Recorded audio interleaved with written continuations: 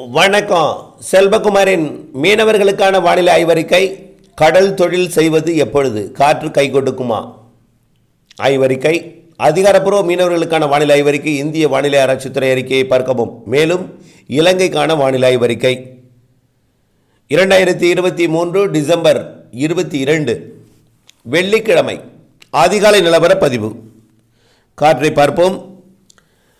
அரபிக்கடலிலே குமரிக்கடலிலிருந்து விலகி சென்ற அரபிக்கடலில் நீடித்துக் கொண்டிருக்கூடிய காற்று சுழற்சி காரணமாக தொடர்ந்து குமரிக்கடலில் காற்று வீசிக்கொண்டிருந்த நிலையில் தற்பொழுது இலங்கைக்கு தெற்கு புறம் மாலத்தீவிற்கு கிழக்கு புறம் நீடித்துக் கொண்டிருக்கக்கூடிய இலங்கைக்கு தெற்கு புறம் மாலத்தீவிற்கு கிழக்கு அப்பால் நீடித்துக் கொண்டிருக்கக்கூடிய காற்று சுழற்சி காரணமாக வடகிழக்கு காற்று குமரிக்கடல் பகுதிகளில் வலுவாகி இருக்கிறது. குறிப்பாக குமரிக்கடல் மன்னார் வளைகுடா, அதாவது கன்னியாகுமரி கொழும்பு இடைப்பட்ட பகுதியில் வலுவாக இருக்கிறது. அதாவது மன்னார் வளைகுடாவில் குமரி முனையிலிருந்து மாலத்தீவு கிட்ட கூட காற்று அதிகமாக இல்லைன்னா கூட மாலத்தீவுக்கும் கன்னியாகுமரிக்கும் இடைப்பட்ட பகுதியில் பாதிக்கு வடக்கே வலுவான காற்று, பாதிக்கு கிழக்கே வலுவான காற்று. அதாவது மாலத்தீவு கொழும்பு இடைப்பட்ட பகுதியில் பாதிக்கு கிழக்கே, மாலத்தீவு தூத்துக்குடிக்கு இடைப்பட்ட பகுதியில் முக்கால்வாசிக்கு வடக்கே காற்று இருக்கிறது. அதே போல் ஒட்டுமொத்த மன்னார் வளைகுடா பாக்ஜல சிந்தி வலுவான காற்று பயணித்து கொண்டிருக்கிறது. இதே நேரத்தில் தமிழ்நாட்டின் கடலோர பகுதிகளிலையும் சாதாரண படகுகளுக்கு சவால் அளிக்கும் வகையில் காற்று இருந்து கொண்டு தான் இருக்கிறது. இருந்தாலும் வடகடலோரம் மீன்பிடிக்கலாம். ஆனால் மன்னார் வளைகுடா பாக்ஜல சிந்திலிருந்து மீன்பிடிப்பதில் சவாலான காரியமாக இருக்கிறது. ஆகவே கண்டிப்பாக குமரிக்கடல் மன்னார் வளைகுடா இலங்கை சுற்றுவட்டார கடற்பகுதி, அதுவும் குறிப்பாக இலங்கையோட தெற்கு பகுதி தென்கிழக்கு பகுதி மீன்பிடிக்க செல்ல வேண்டாம். இந்த காற்று வரக்கூடிய சனிக்கிழமை நாளையிலிருந்து மாலத்தீவு பகுதிகளுக்கும் காற்று வலுவாக இருக்கும். விட்டு விட்டு வீசும் காற்றே மாலத்தீவில் வலுவாக இருக்கும் நாளையிலிருந்து.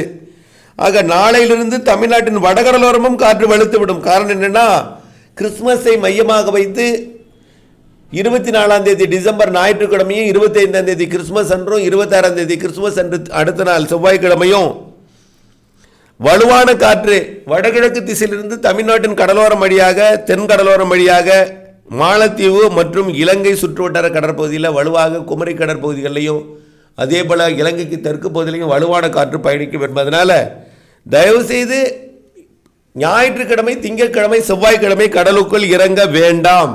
இன்றைக்கு குமரிக்கடல் மன்னார் வளைகுடா வேண்டவே வேண்டாம். தொடரட்டும் உங்களுடைய தடை. அதற்கு வடகடலோரம் என்ன ஒரு நாள் வேண்டாம் மீன்பிடிக்கலாம். அதுவும் நாளை சனிக்கிழமையிலிருந்து அந்த பகுதியிலும் மீன்பிடிப்பது என்பது சவாலாகிவிடும். ஆகவே மீன்பிடித்தலை தொடர்ந்து தவிர்த்திடுங்கள். ஜனவரி மாதம் பொங்கல் வரைக்கும் கூட இடையூறு இருந்து கொண்டுதான் இருக்கும் என்று எதிர்பார்க்கிறேன். ஆக அடுத்தடுத்த நிகழ்வுகள் காரணமாக வங்கக்கடலிலே மீன்பிடிப்பது சவாலாக இருக்கும். தயவு செய்து வானிலை அறிக்கையோடு இணைந்தே இருங்கள். இந்த மாத இறுதியிலே ஒரு வலுவான நிகழ்வு வங்கக்கடலிலே உருவாகி இருக்கிறது. அது மீன்பிடித்தலுக்கு சவாலை கொடுக்கும். அதனைத் தொடர்ந்து ஜனவரி முதல் வாரத்திலும் ஒரு வலுவான நிகழ்வு இருக்கிறது. அதுவும் மீன்பிடித்தலுக்கு சவாலை கொடுக்கும்.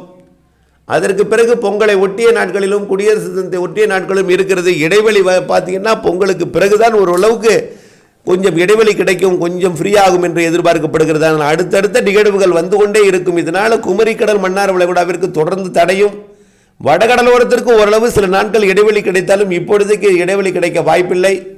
தொடர்ந்து உங்களுக்கு இடையூறு கொடுக்கும் காற்று இருந்து கொண்டுதான் இருக்கும் என்பதனால தயவு செய்து வானிலை அறிக்கையோடு இணைந்திருந்து துல்லியம் அறிந்து காற்றோட வேகம் அறிந்து பணி செய்ய கேட்டுக்கொள்கிறேன். அரபிக்கடலை பொறுத்த வரைக்கும் பிரச்சனை இல்லை. அரபிக்கடலை பொறுத்த வரைக்கும் ஆக வானிலை அறிந்து திட்டமிட்ட பணி செய்யணும். அரபிக்கடலை பொறுத்த வரைக்கும் அதாவது திருவனந்தபுரத்துக்கு வடக்கே எந்த பிரச்சனையும் கிடையாது. குமரிக்கடலை ஒட்டியுள்ள அரபிக்கடல் பகுதிகளுக்கும் அதாவது இந்த கொல்லங்கோடை ஒட்டியுள்ள அரபிக்கடல் பகுதிகளுக்கு கொஞ்சம் வலுவான காற்று இருக்கும். வடக்கே பார்த்தீங்கன்னா பாலக்காட்டிலிருந்து மேற்கே வரக்கூடிய காற்று, அதாவது செங்கோட்டையிலிருந்து வரக்கூடிய புனலிருந்து வரக்கூடிய காற்று கொஞ்சம் ஆங்காங்கே ஒரு சில இடங்களில் இருக்கலாமே தவிர அரபிக்கடலில் ஒரு பெரிய பிரச்சனை இல்லை. ஆனால் நீங்கள் லட்சத்தீவிற்கு தெற்கு புறமோ மாலத்தீவு பகுதிக்கோ போகக்கூடாது. லட்சத்தீவு பகுதி தெற்கு புறம் வேண்டவே வேண்டாம்.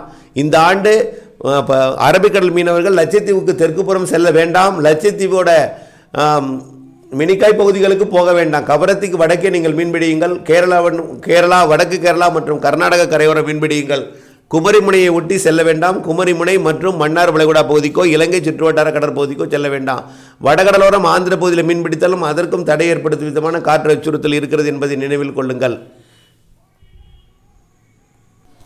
அடுத்ததாக இலங்கை வானிலை ஆய்வறிக்கை. இலங்கையை பொறுத்த வரைக்கும் வடக்கு கிழக்கு மாகாணங்களில் சாரல் மழை, லேசான மழை, மிதமான மழை அவ்வப்பொழுதுங்கிறது. இப்பொழுது சாலை பகுதிகளில் கூட மழை பொழிந்து கொண்டிருக்கிறது. இலங்கையை பொறுத்த வரைக்கும் மழை பொழிவு இருந்து கொண்டுதான் இருக்கும், இன்றைக்கும் இருக்கும், நாளைக்கும் இருக்கும். இலங்கை வடக்கு கிழக்கு மாகாணங்கள் மட்டுமல்லாமல் அனைத்து பகுதிகளுக்குமே மழை பொழிவு படிப்படியாக பரவலாகும். 24, 25, 26 தேதிகளில் தமிழ்நாட்டை விட கூடுதல் மழைப்பொழிவு இலங்கையில் பரவலான அனைத்து மாகாணங்களுக்குமே கிடைக்கும்.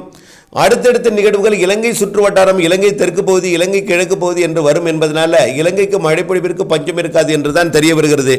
ஆகவே நிறைய மழைப்பொழிவு இலங்கைக்கு கொடுக்க இருக்கிறது. ஜனவரி மாத இறுதி வரைக்கும் இலங்கைக்கு மழை வாய்ப்பு இருக்கிறது. ஆகையினால மழை பொழிவா என்ற சந்தேகம் வேண்டாம். ஆனால் சீரான மழைப்பொழிவு இப்பொழுது கிடைத்துக் கொண்டிருக்கும்.